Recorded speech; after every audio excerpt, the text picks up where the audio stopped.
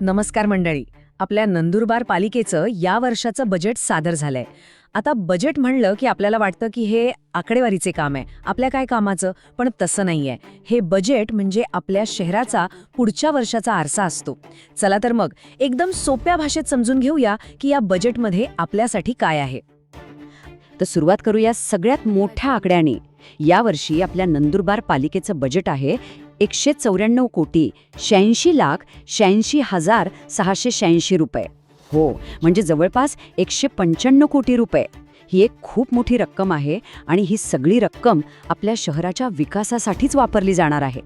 तर बघा, या बजेटमधली पहिली मोठी गोष्ट जी थेट आपल्या खिशाला जाणवणार आहे ती म्हणजे पाणीपट्टी वाढ. आधी आपण वर्षाला 1,006 रुपये पाणीपट्टी भरत होतो, जी आता 1,250 रुपये झाली आहे. म्हणजे सरळ सरळ 244 रुपयांची वाढ झाली आहे. आता पालिकेचं असं म्हणणं आहे की 2010 पासून पाणीपट्टी वाढवलीच नव्हती आणि पाणीपुरवठा व्यवस्था चांगली ठेवायची असेल तर ही वाढ करणं गरजेचं होतं. पण थांबा, फक्त करवाढ नाहीये. बजेटमध्ये आपल्यासारख्या नागरिकांना मोठा दिलासा देणाऱ्या काही गोष्टीही आहेत. सगळ्यात मोठी गोष्ट म्हणजे ज्यांचा मालमत्ता कर थकलाय त्यांच्यावरचा 100% दंड म्हणजे शास्ती माफ केली आहे.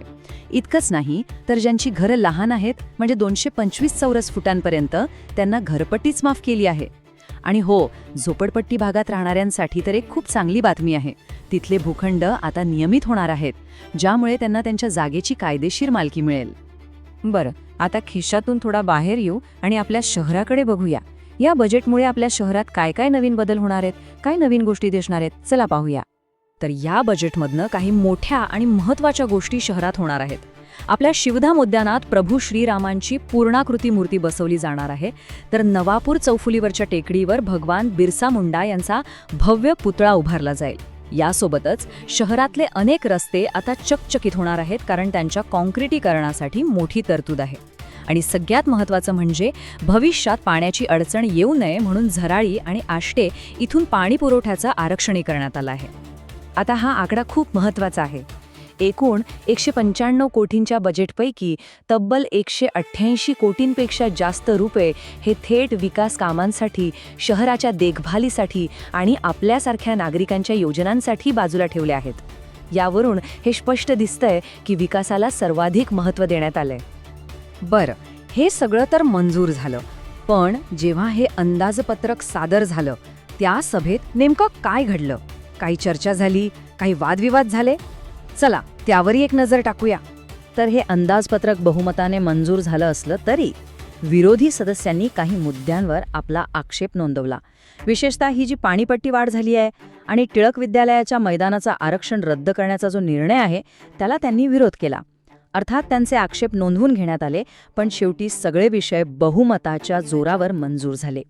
तर मग ह्या सगळ्याचा अर्थ काय लावायचा?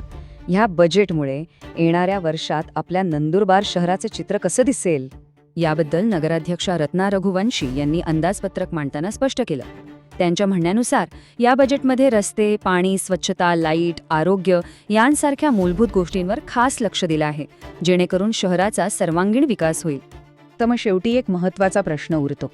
एकीकडे पाणीपट्टीत वाढ आहे तर दुसरीकडे मालमत्ता करात सवलत आहे, नवीन पुतळे आहेत, नवे रस्ते आहेत. मग हे सगळं मिळून हे बजेट खरंच आपल्या नंदुरबार शहराच्या विकासाला एक नवी सकारात्मक दिशा देऊ शकेल का? याचं उत्तर तर येणारा काळच देईल, पण यावर आपण सगळ्यांनी विचार करायला हवा.